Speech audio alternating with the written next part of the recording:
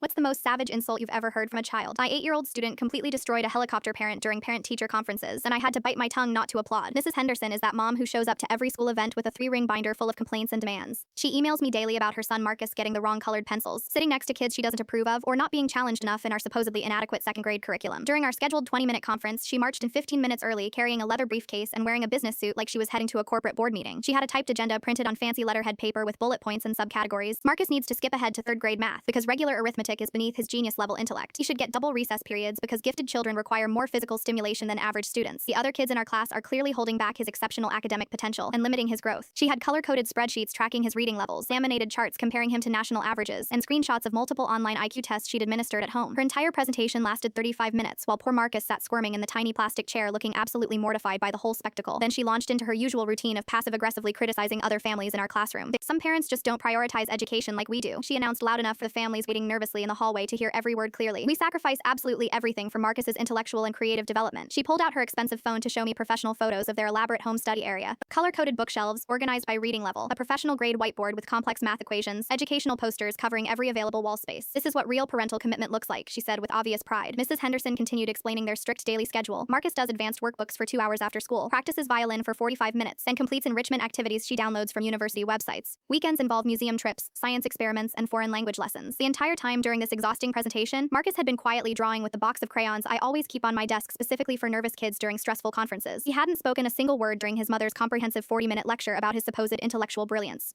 Finally, he looked up from his artwork and asked in that perfectly innocent voice only children have, "Mom, if I'm really so smart like you always tell everyone, why do you still need to do all my homework every single night?" Mrs. Henderson's confident smile completely froze on her face. She started stammering something incoherent about providing guidance and educational support. But Marcus wasn't finished with his honest questions yet.